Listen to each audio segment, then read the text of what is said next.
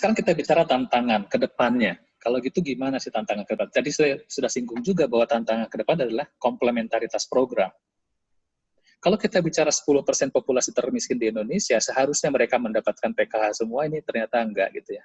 Hanya 42% dari 10% populasi termiskin yang mendapatkan PKH. Ya, yang ini.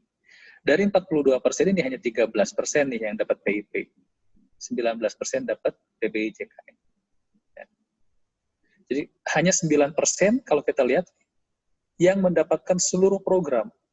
Ini irisan dari berbagai macam program, ternyata hanya 9% dari 10% populasi termiskin. Ya. Jadi itu tantangan yang pertama, bagaimana caranya kemudian agar mereka yang betul-betul miskin banget ini bisa mendapatkan program-program lainnya juga. Ya. Nah, kemudian kalau kita lihat di sini di sebelah kanan ya, kalau kita bicara program perlindungan sosial, maka sebetulnya yang bisa dilakukan oleh pemerintah atau yang seharusnya dilakukan oleh pemerintah adalah melakukan ekspansi. Ya, ekspansi itu bisa dua, ekspansi horizontal, artinya cakupan orangnya ditambah, ya, atau ekspansi vertikal, artinya nilai uangnya atau jumlah bantuannya itu ditambah. Nah, kalau udah begini, pertanyaannya adalah apakah negara tersebut mampu? Bagaimana kemampuan fiskalnya? Ya, selain bicara kemampuan fiskal, kemudian kita berbicara bagaimana delivery-nya. Ya, tapi itu cerita lain dan saya nanti bisa saja kita diskusikan. Ya, kan harus setiap program itu harus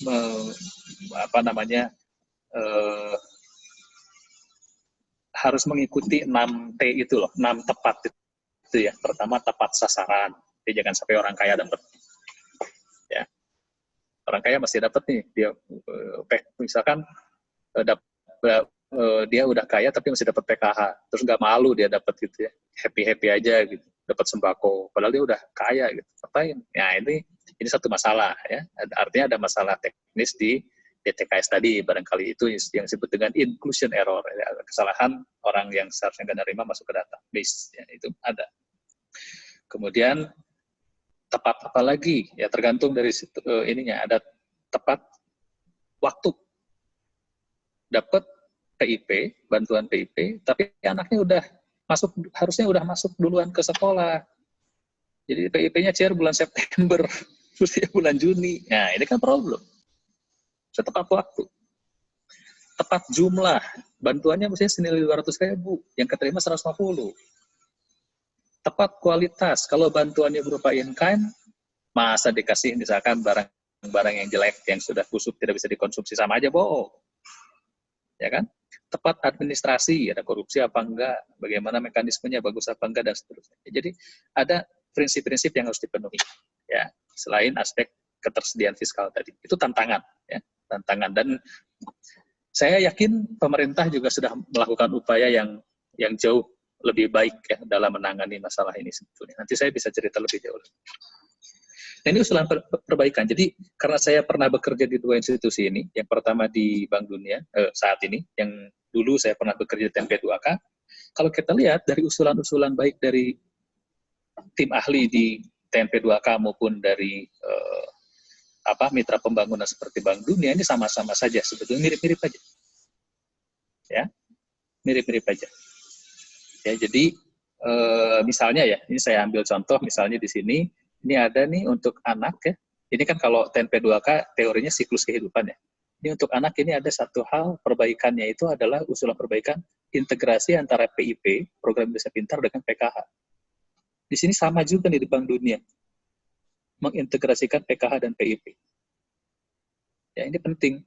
Kenapa? Salah satunya adalah agar salah satu aspek di 6T, 6 tepat itu terpenuhi. Yaitu tepat sasaran. Ya. Dan juga sebetulnya nanti bisa jadi tepat jumlah juga, tepat waktu juga ya.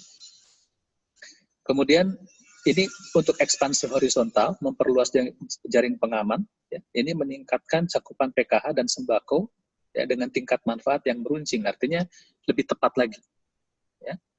Jadi jumlahnya ditambah, tapi jumlah penerimanya ditambah, jumlah bantuannya juga ditambah, tapi kalau meruncing kan semakin lama semakin kecil. Ya, yang tergantung bagaimana cara pengaturan. Jadi orang yang tidak perlu dibantu banyak ya nggak usah dibantu banyak-banyak, tergantung dari bagaimana posisi mereka di rankingan itu. Ya. Dan yang ketiga, ini memberi perlindungan sepanjang siklus hidup. Sama dong dengan TNP2K. Ini TNP2K 2019, ini Bank Dunia 2020. Jadi kalau kita lihat memang usulannya mirip-mirip. Ya. Nah, ternyata tidak hanya negara berkembang saja yang kemudian memperluas atau meningkatkan perlindungan sosialnya. Ya, ini lihat, ini tanggal 1 Mei 2020 aja, ini 159 negara, termasuk negara-negara maju nih, Australia, ya kan? Ini yang berwarna-warna biru ini semua yang merencanakan perlindungan sosial, ya, sebagai respon terhadap wabah COVID. Ini 1 Mei 2020 nih 159 telah merencanakan, memperkenalkan atau mengadaptasi, ya, 752 jenis perlindungan sosial. Ini banyak banget sebetulnya jenis perlindungan sosial itu, ya. Nggak cuma apa yang tadi saya katakan, bisa macam-macam jenisnya. Jadi kalau global nanti terlalu luas saya bicara, gitu ya. Oke. Jadi kalau pada saat 20 Maret ini hanya 45 negara ya yang merencanakan perlindungan sosial, 1 Mei ini udah banyak banget ya, 157. Nah, dari 60% instrumen perlindungan sosial ya, dari 60% instrumen perlindungan sosial yang menggunakan bansos, ini 54% itu menggunakan bantuan tunai, di uang, dikasih uang. Kalian mungkin pernah dengar di Jerman kasih uang, ya kan? Australia ngasih uang, ya, jadi uang tunai. Karena itu yang paling penting. Kenapa? Kenapa nggak dikasih bantuan berupa in-kind? Banyak sebetulnya, ya, banyak faktor. Begini, kalau misalnya pertimbangannya, nah kalau misalkan pertimbangannya adalah kecepatan penanganan COVID-nya, ya, maka yang paling efektif tentu saja adalah operasi militer selain perang. Ya, operasi militer tapi bukan perang. Semua warga masyarakat masuk rumah, nggak ada yang boleh keluar ditembak. Caranya gimana masyarakat bertahan? Kasih bantuan yang sifatnya in-kind, barang. Kasih berasnya, kasih lauk pauknya, dan itu operasi militer. Jadi setiap 3 hari, truk berkeliaran, truk tentara, truk polisi, kasih. Karena tidak banyak orang yang berkeliaran di jalan, maka virus ini nggak akan cepat penularannya. Habis mungkin dalam 2 minggu seperti dugaan dari para saintis itu. Habis. Tapi akibatnya apa? Berapa biaya yang harus dikeluarin? Cukup nggak fiskalnya, ruang fiskalnya untuk itu? Itu yang pertama. Yang kedua, dengan disediakannya in-kind, bantuan sembako dan sebagainya yang sifatnya barang-barang seperti itu, maka masyarakat kemudian akan merasa terpenjara, ya, terpenjara. Oke, pasar itu tutup, jadi tidak ada kegiatan ekonomi yang jalan sama sekali karena militer mengambil alih. Oke, dan ini bisa dilakukan, ya kan? Kalau undang-undangnya ada, ya, kalau memang sistem kedaruratannya bisa. Tapi itu selesai. Kenapa di negara-negara komunis kemudian mereka relatif lebih cepat penanganannya? Karena mereka melakukan dalam tanda petik seperti itu, gitu. Ya, siapa yang berani keluar rumah, gitu ya? Tentara di mana-mana disuruh masuk, tinggal sudah selesai. Vietnam misalkan, ya, Brasil atau negara-negara yang mirip-mirip dengan itu, ya kan? Tapi market mereka, tapi penanganan COVID-nya cepat sekali. Pak, mohon maaf 5 menit lagi, Pak. Ya. Oke, ini sedikit aja. Nah, kemudian kalau kita lihat, di sini menggunakan bantuan tunai karena mereka juga menginginkan pasar tetap berjalan. Kalau dikasih duit, mereka harus belanja, kan? Makanya masih banyak orang belanja tuh waktu lockdown dan lain sebagainya di negara ini maupun di negara lain.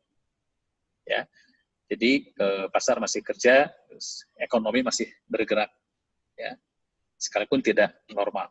Oke. Nah, ini sebetulnya sesuatu program bantuan sosial di Indonesia terkait dengan COVID ya sudah banyak yang dilakukan oleh pemerintah, budgetnya juga besar sekali, gitu ya.